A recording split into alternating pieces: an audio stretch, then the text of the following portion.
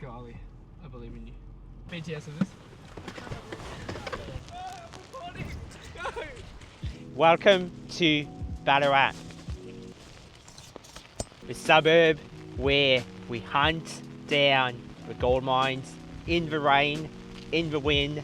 Let's go for the journey while you sit in the comfort of your home with a hot cup of coffee.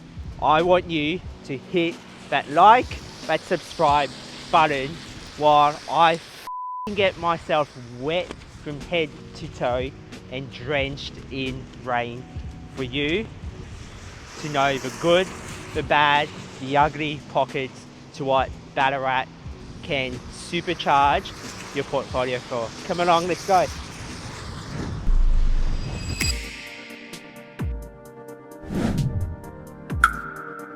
Here's the hard question. Have investors already missed the boat? Hey, I'm Oliver, the Value Add Buyers Agent from Insight to Buyers Agency. We help investors unlock and manufacture equity with design-led strategies and data-backed market fundamentals. This is our part 2 of our Ballarat series, and we're digging a little bit deeper because while prices have started moving, the latest vacancy rates, construction data and rental movements are telling a little bit more of a complex story. All right, we are down in Ballarat, Ray White office with Will and Cam. Will, quick introduction about what you do, how long you've been in Ballarat for. Yeah, no worries. So, Will Munro, one of the directors here at Ray White Ballarat, been in the industry for about 14 years, been with Ray White for about 13 of those, and predominantly work in the sales. And Cam? 2 years with Ray White now. It's going really well. And Will, what have you seen how the market's been going, really recovering from the COVID days? Yeah, so obviously coming out of COVID at the end of 2022, the market was quite challenging, especially when 13 interest rate rises in a row. So we found a lot of buyers, people who purchased reselling, unfortunately at a loss. But since about November, December last year, we have seen a big lift in buyer activity, especially from the investor market, which is slowly now pushing prices upwards. And coupled with interest rate cuts, the market is really, really positive at the moment. Out of investors versus owner occupiers on offers, how are you seeing that mix happen at the moment? Depending on the property. Yep. Yeah, it's a mix of both. I mean, we're seeing a lot of owner occupiers, first home buyers in the market at the moment, but they're competing with the investors as well and buyers agents. Yeah, especially that kind of property price point under 650. There's a lot of competition for it. First home buyers also get the stamp duty exemptions and government grants as well, but that's where the sweet spot for investors is at the moment too. Which Ballarat suburbs are seeing the strongest demand? I think Ballarat East, Wendouree, definitely Delacombe, those sort of suburbs, sub 550 mark is the strongest demand. Your favourite pockets in Wendouree? Anywhere close to the grammars, they're really good. If you Yeah. get listings in there, it's fantastic because they're always really popular. Yep.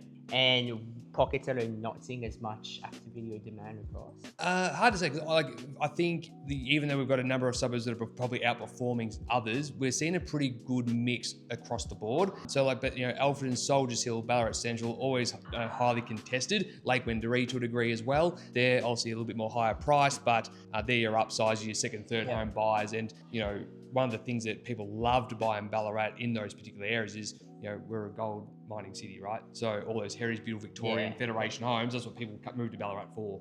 Is the market plateauing, or is there still smart money to be made if you know where to look? So let's break it down.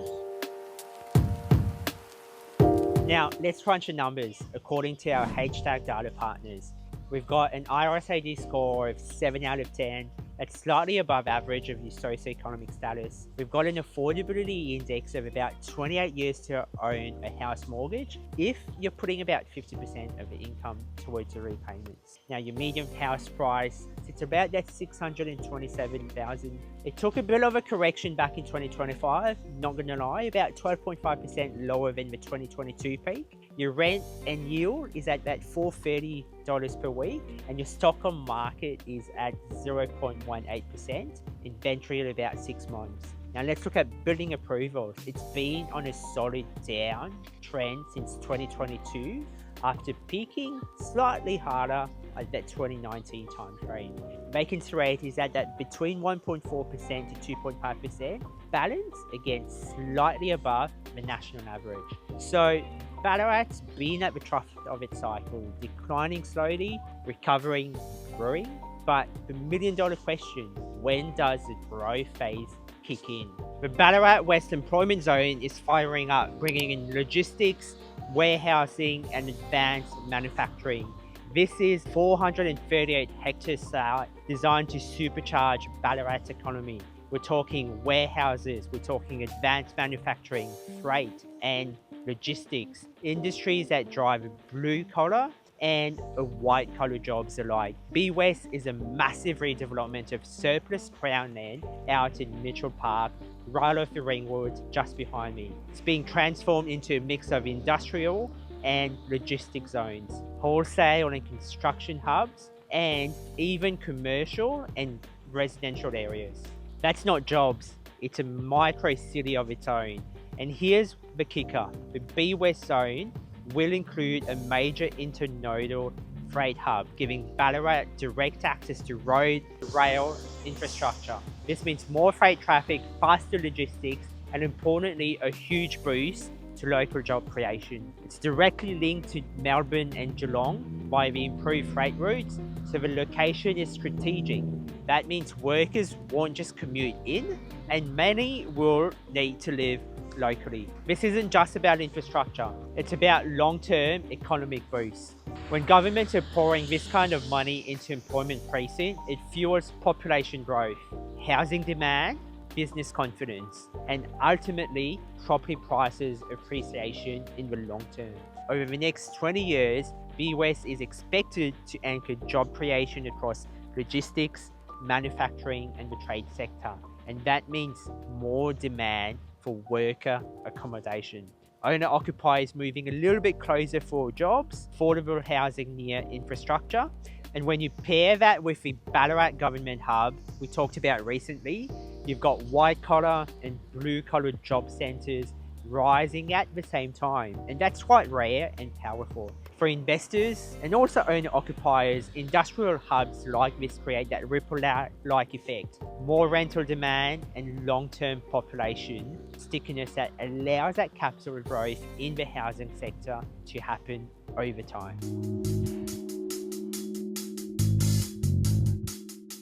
So recent GovHub, recent what's happening at the hospital, how have you seen that impact local buyers on your end? It's definitely helped because like more people coming to Ballarat for jobs and relocation for work. So that's obviously going to create more buy demand. At the moment, as Cam said before, we've got a shortage of property on the market. So, you know, a lot of them are renting for a period of time to get a gauge of where they like to live and what they want to buy, and just working out price points as well. So I think a little bit of time is being spent on research before actively jumping in. So, but it's definitely helped the, you know, our Ballarat economy and what's happening locally. So in terms of renters coming in terms of the investor stock coming through, it's obviously now going back to the rental market. So what type of rental trends you guys are seeing? I think there was a time, probably 12 months ago, it was pretty tough there, particularly in, say, Winter Valley area. There were a lot of properties on the market for a long time. That's changing and they're renting out a lot quicker and the prices seem to be creeping back up again. So that's the trend that I'm seeing. Any seasonal shifts that we're seeing in the rental market for investors to be aware of? No, rental prices have creeped up, especially in certain areas like, you know, a property in Sebastopol, for example, going back 12 months ago, maybe only got 400 per week. Now it's getting 450 per week. Just, you know, that comes down to shortages. We are getting inundated with inquiries, inspections, rental applications. We're getting, I think, a couple of months ago, we had over 2,000 inspections, people viewing rental properties, and, you know, half of those applied. So it's huge demand. Therefore, days on market, I think we're sitting just over 20 days, average days on market for a rental property at the moment. So demand's high, even though we're selling a lot of investment properties, they're going back. A lot of them are already rented out, which is good. Which is a great thing because for the buyers. Exactly right, because your minimum rental standards have already been ticked from the previous landlord. Yes. To carrying out across to new oncoming landlord. That's right. So very few of the properties that we're selling to investors are being sold vacant. So there's not as many newer vacant properties available. Therefore, supply's low, demand's high. Yep. You know, so right now is the time to sell. Yes. Just on top of that as well, we're probably seeing not as many people looking to sell because there's nothing for them to buy. Yep. So upsizing, downsizing, say, look, we'd love to sell, but we've got nowhere to go to. Fair enough. Which That's is a challenge. due to lower levels of stock. And also seeing buyers, there's the fear of missing out now again, and so people are coming in quickly, large numbers of open homes, which is fantastic. So once again, the time is to sell is now. Back into it. Back into the thick of things. That's it. Beautiful. Thanks, guys. No worries. Thank you. The slow churn and burn of capital growth. And this is what it feels like to pull water out of a well. Just like how the slow compounding effect of time builds your capital growth in property. So you might then ask, what is next for Ballarat? My take, don't expect fire gunworks tomorrow. The next 6 to 12 months, probably on the uptick. For the next 2 to 5 years, we all wish we had a magic crystal ball. That's where the upside lies. Steady population growth, infrastructure pumping billions into the region, supply slowing down, rental yields slowly improving. So is Ballarat worth it? You tell me in the comments. I would say yes if you're in it for the long game.